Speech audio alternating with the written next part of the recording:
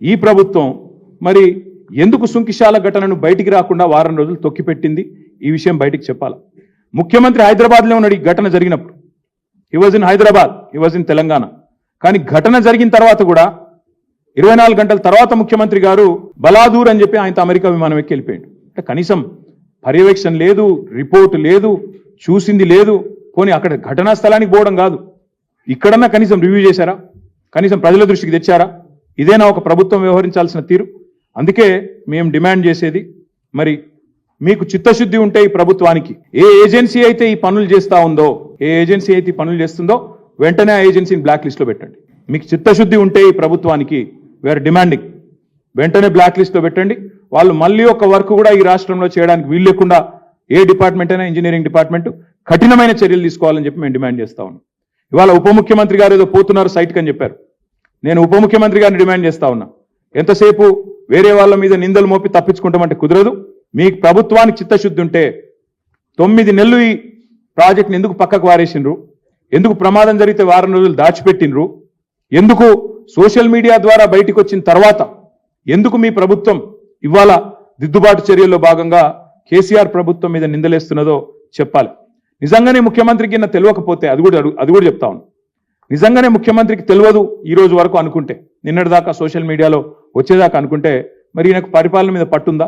ఆయన డిపార్ట్మెంట్లో తాను పరిపాలిస్తున్న రాష్ట్రంలో ఇంత పెద్ద సంఘటన జరిగితే ముఖ్యమంత్రికి తెలియదు అని కనుక ఉప ముఖ్యమంత్రి చెప్తే అంతకంటే సిగ్గుచేటు ఉంటుందా?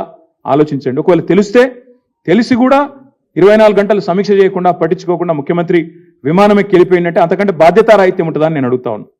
ఈ ప్రాజెక్టు పనుల్లో పర్యవేక్షణ వైఫల్యం, జవాబుదారితనం లేకపోవడం, మళ్ళీ మీదికెళ్ళి మా మీద దాడి, చిల్లర విమర్శలు, లేకి మాటలు. ఈ ఎట్లుందంటే వీళ్ళ కథ మంచి జరుగుతూనేమో వాళ్ళ ఖాతాలకు.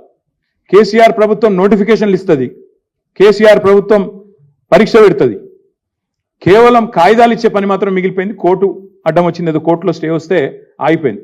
ఆ ఉద్యోగాలేమో నేను ఇచ్చినా అని చెప్పి డబ్బా కొట్టుకుంటారు. మేమిచ్చిన ఉద్యోగాలను బడ్జెట్లో స్పీచ్లు కొడతారు.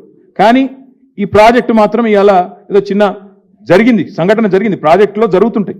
కానీ పర్యవేక్షించాల్సింది, మానిటర్ చేయాల్సింది, బాధ్యులుగా చర్యలు తీసుకోవాల్సిన ప్రభుత్వం మళ్ళీ 9 నెలల కింద 10 నెలల కింద ఉండే ప్రభుత్వాన్ని నిందించి బాధ్యత నుంచి తప్పించుకునే ప్రయత్నం ఏదైతే చేస్తా ఉందో ఇది సిగ్గుచేటు. ఉప ముఖ్యమంత్రి గారు కూడా నేను డిమాండ్ చేస్తా ఉన్నా, మీరు వెంటనే చర్య తీసుకోండి. మీకు చిత్తశుద్ధి ఉంటే మళ్ళా అడుగుతా ఉన్నా, ఏ ఏజెన్సీ అయితే ఈ పనులు చేస్తుందో వెంటనే ఈ రోజే ఉప ముఖ్యమంత్రి గారు మీరు ప్రకటించండి. సుంకిశాలలో ఈ ఏజెన్సీని బ్లాక్ లిస్ట్ చేస్తున్నాం.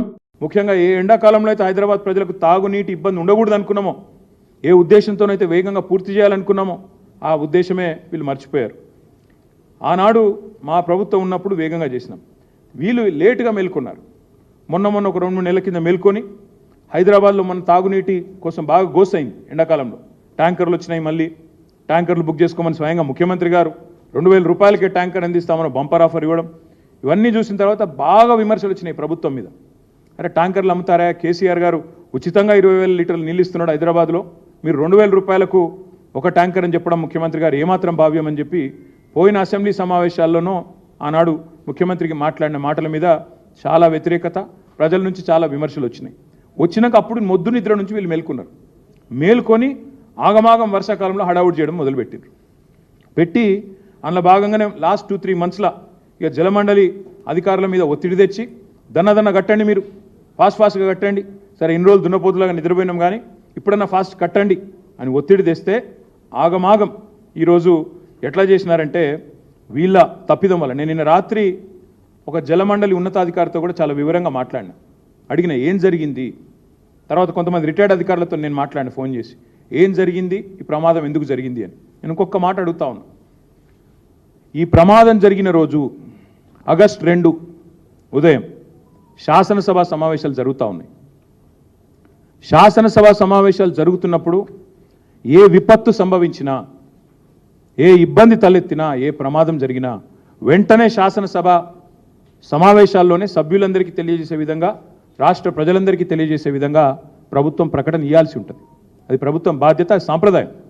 ఏ విపత్తు అయినా, ఏ మంచి వార్త అయినా, ఎట్లయితే మన ఎస్సీ కేటగరైజేషన్ మీద ఒక సుప్రీంకోర్టు తీర్పు రాగానే వచ్చి దనదన స్వీట్లు పంచుకొని కొద్దిగా హడావుడి చేసినరో, అదే పద్ధతిలో మంచి వార్త వస్తే శాసనసభలోనే ప్రకటించాలా, అదేవిధంగా ఏదైనా విపత్తు సంభవించినా ఏదైనా ఇబ్బంది తలెత్తినా వెంటనే ముఖ్యంగా ఈ స్థాయి ఇబ్బంది తలెత్తితే శాసనసభ సమావేశాల్లోనే ప్రభుత్వం వెంటనే ఆ రోజు స్టేట్మెంట్ ఇవ్వాలి.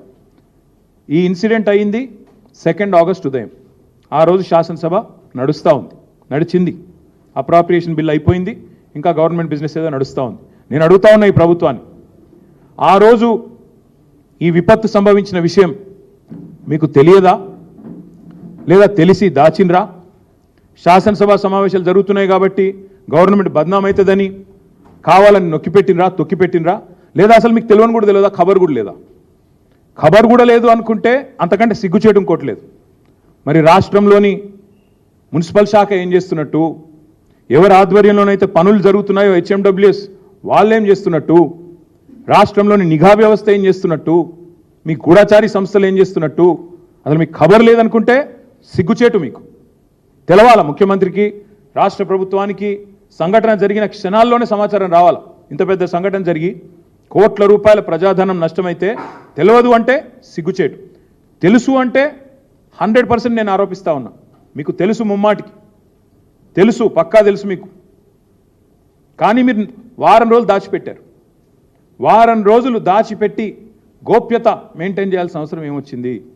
ఇది మీ తప్పని మీకు తెలుసు, మీరు చేసింది తప్పని తెలుసు, ఇది మీ నిర్వాహకం వల్ల, మీరు ఆగమాగం చేయడం వల్ల జరిగిందని తెలుసు. ఇంజనీర్లు చెప్తా ఉన్నారు, వద్దనంగా ఆగమాగం పనులు స్టార్ట్ చేసి వద్దనంగా గేట్లు బిగించారు సార్. ఫుల్ ఫ్లో వస్తుంది, వరద వస్తుంది అని చెబితే వినకుండా ఇవాళ తొందరగా పూర్తి చేయాలని చెప్పి మాకు ఆదేశాలు పైనుండి వచ్చినాయి.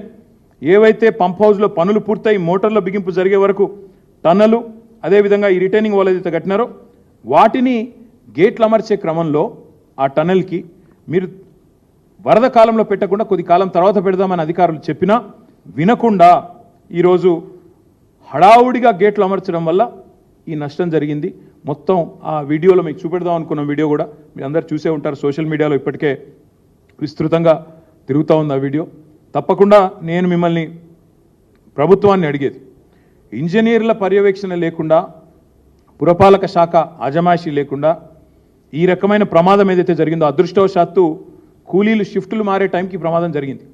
లేకపోతే అక్కడ ఎంతమంది మరణించేవారో లెక్క కూడా లేదు. అంత పెద్ద ప్రమాదం ఇది. 2 ఎక్స్పాన్షన్ జాయింట్ల మధ్యన ఉన్న రిటైనింగ్ వాల్ మొత్తం కొట్టుకుపోయింది. అందుకే నేను అనేది, మా పార్టీ అనేది, ఈరోజు మంచి జరిగితే మా ఖాతాలో వేసుకోవాలా, చెడు జరిగితే మాత్రం వాళ్ళ ఖాతాలో వేయాలనే చిల్లర ప్రయత్నం ఏదైతే ఈ ప్రభుత్వం చేస్తుందో ఇది పూర్తి స్థాయిలో ఈ ప్రభుత్వం యొక్క వైఫల్యం.